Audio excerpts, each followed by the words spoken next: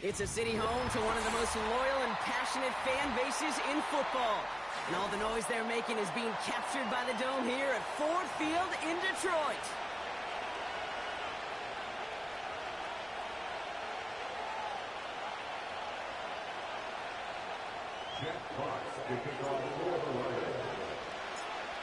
Just about halfway through the season now. Still a lot of ball to be played as we're off in Week 8. And he opts not to bring this one out, so they're going to enjoy some good starting field position from the 30.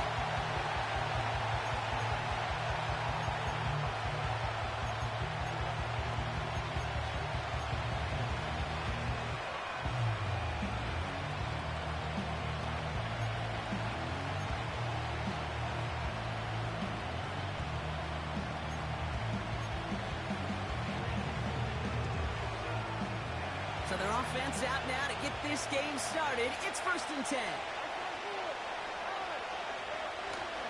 Here's a give up the middle. And he'll knife his way through for a pickup of 4. He'll expect more from himself on those type of plays, but there is nobody that's going to complain about that one. If you can do math, 4 plus 4 plus 4 equals a first down. 2nd and 6 coming up here. From the 34. It is cut left side. And he's brought down after a nice gain and a first down. When you see play action, do all you can to get your eyes to the tight end, because that's their bread and butter. That play action gives him time off the line, helps chip a rusher, or even helps sell that fake. And then when he releases, he gets out, he gets some leverage. He gets to that edge before the defender can cover him.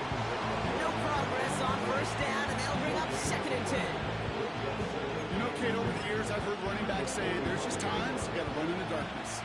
And when linebackers fill that hole like that right in the middle of the field, he ran right into the darkness and the pain of that linebacker. Pass caught by Ridley. And he's tackled for a short gain. It's not just imperative that a quarterback knows man or zone. Same thing for a receiver, especially on a drag route. When he sees zone coverage like that, just settle down, find the soft spot, and give your quarterback a chance.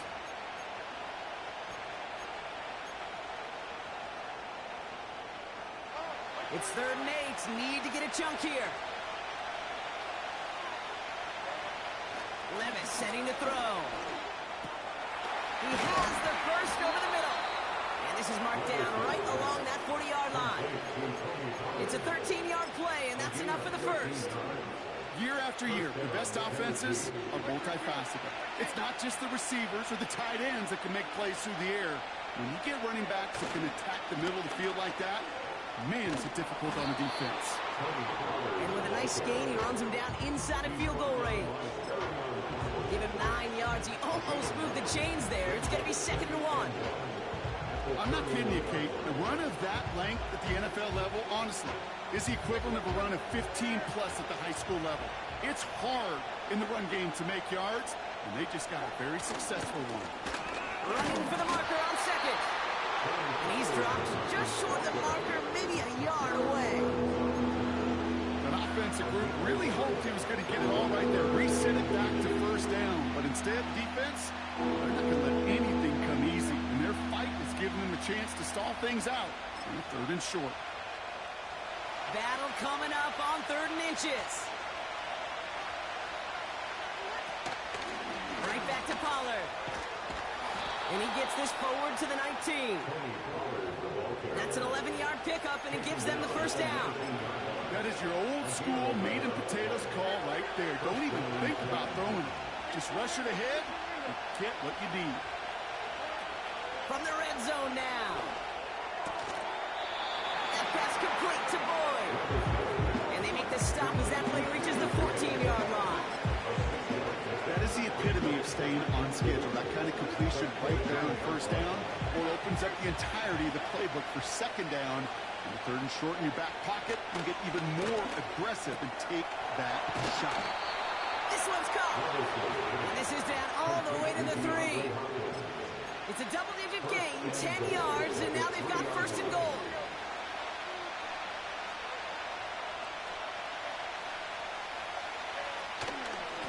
He'll try and punch it in. And he's not going to reach the end zone. They bring him down at the 1. He gets him 3, and this brings up 2nd and goal. Hey, I get it on 1st and goal, right? A lot of teams like to be conservative and limit risk. Even if a run is stopped short, you still got 2, sometimes 3 downs to play with. Completed to Pollard. And he's going to score. Touchdown, Tennessee! The Titans finish up an excellent opening series. Tony Pollard with a touchdown. Well, you couldn't ask for a better start to a game than that. The offense taking it all the way down the field and finishing with 6. These opening drives, Kate, are such tone setters. It is why every offense loves to script their first 15 plays, right? Everybody knows what's coming. Allows you during the practice week to get into rhythm, but even better when you're that sharp, that crisp, and you finish off and get the early lead. The Titans kicking team out there as they get lined up and kick this away. This one's fielded at the 4-yard line. And in the end, Brock, an exciting touchback as the return comes out to the 30. So before they can set up for another play, we've hit the end of the first quarter. Neither side separating much so far. We're back to Ford Field right after this.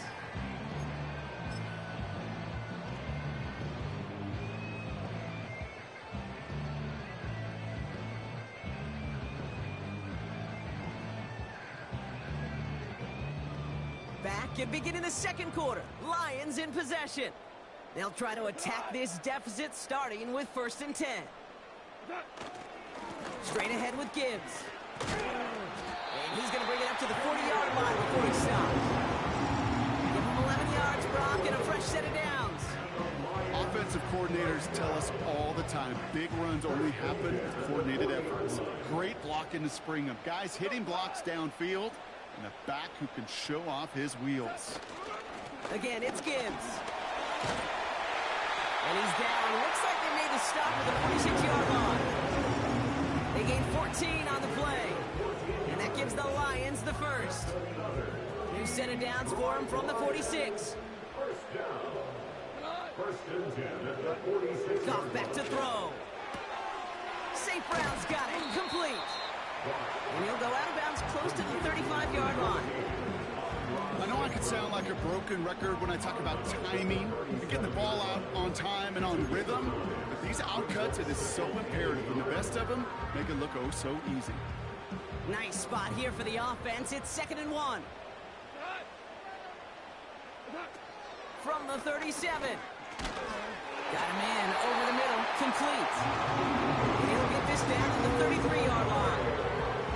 A pickup of 2, maybe 3, but most importantly, Brock, that's enough to move the sticks.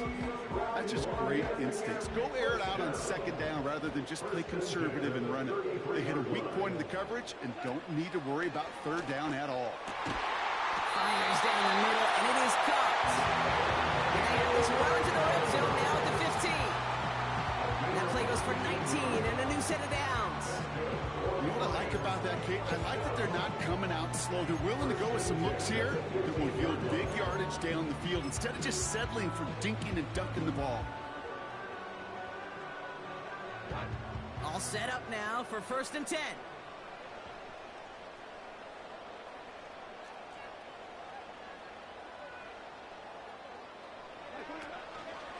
Out of the shotgun, they'll give it to him inside. And they're going to stop him after he wiggles his way forward for 2. I think one thing you learn, Kate, when you transition from college to the NFL, not every run is going to be a big play. Some of them, well, they're just destined to end in a minimal gain, and some of them will set up that critical play action for later. Another one for Gibbs. And once again, he doesn't manage much before getting brought down. They push it forward for a yard. That brings up 3rd and 8. Yeah, that defense was flying to the ball. You see that outside toss. This is a pursuit drill that they work on over and over again. Get to that toss before it can really get started. Throwing on 3rd and long. And they will score. Touchdown, Detroit. The Lions finish up their opening drive. They were throwing didn't care who knew about it, Bronk, and it turns out, hey, nothing was going to stop him either. Yeah, there's something about an empty formation. You are declaring to a defense, other than QB draw, this ball is going to be in the air. But at the same time, you also force the defense's hand. There's only so many coverages they can play, and they just exposed them. Things trim back down to a single point, Brock, as they send this off and away. And he opts not to bring this one out, so they're going to enjoy some good starting field position from the 30. Drive starts out with a 1st and 10.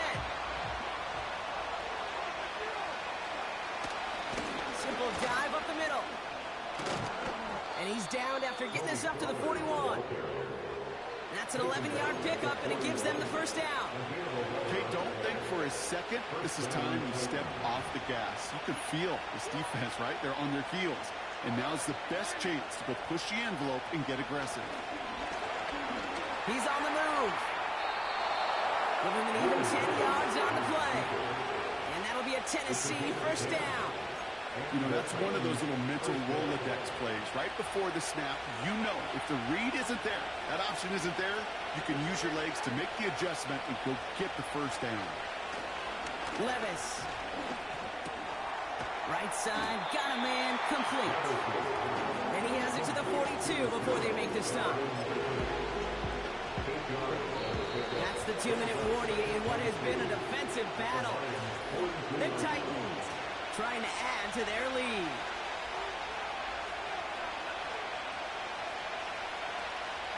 After a good pickup, they're set up with 2nd and short. From the 42. Short pass caught by his tight end. And he's able to get this to the 32 before going down. That's a pickup of 9. And the Titans will have a 1st down. I'm sure Coach, the play caller, doesn't mind making the job a little bit easier. You know, play calling's a lot simpler and easier when you count on the offense to move the chains on those early downs. He's taking a shot towards the end zone. And he's going to score. Touchdown, Tennessee. The Titans grow their lead just before halftime. DeAndre Hopkins, the touchdown. So this solid 1st half continues for them. They're into the end zone to extend their advantage. And I think if you're a head coach here, Kate, you've got to be very happy with the effort so far. They've come out strong. They've been the ones dictating the tempo, and as a result, they add to the scoreboard. That one right down the middle. And they'll continue adding to their lead.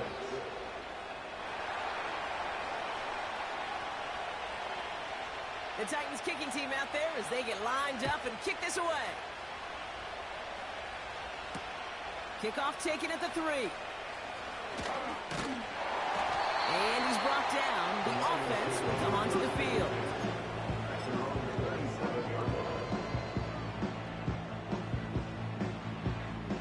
They'll get this drive started. 1st and 10. Coming right is Gibbs. And that carry only gets 1 on the plunge up the gut.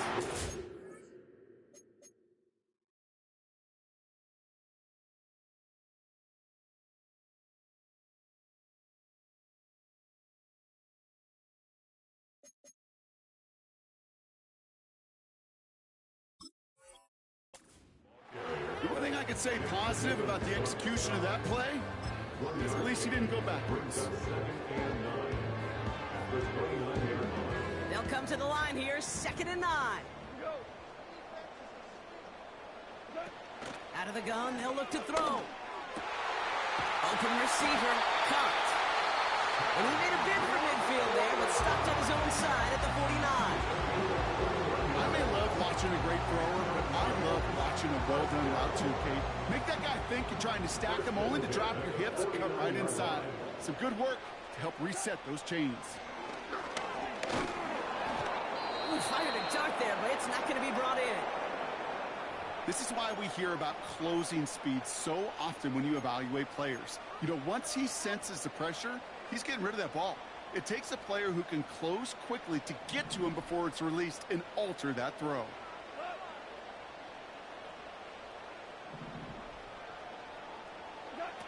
Second and 10 now.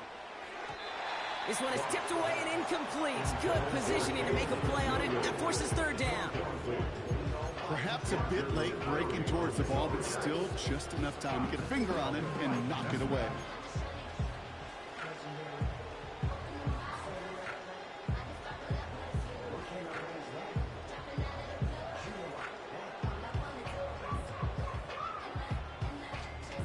No connection on the last play, and now it's third down. Throwing with a blitz on the way. Complete beyond the marker. And this is down to the 28 before the defense halts it. A big play, 23 yards to move those chains. I'm not sure how this defense let that guy slip through him like that. On third down, nonetheless, he took that snap as an opportunity, and man, did he make an impact play. On first down, they'll run. And he won't salvage that. It's a loss on the play. Well, he was supposed to be the one who chipped away a few. He got a new set of downs started right in rhythm. Instead, he's now forced to pick himself from behind the line thanks to a great effort defensively. Back to the line they go. It's second down. Now gone. Tight end reels in the shallow throw. And they bring him down after the play reaches the 26. Detroit calls timeout. It's second. And they still have one in their pocket for what's left of this half.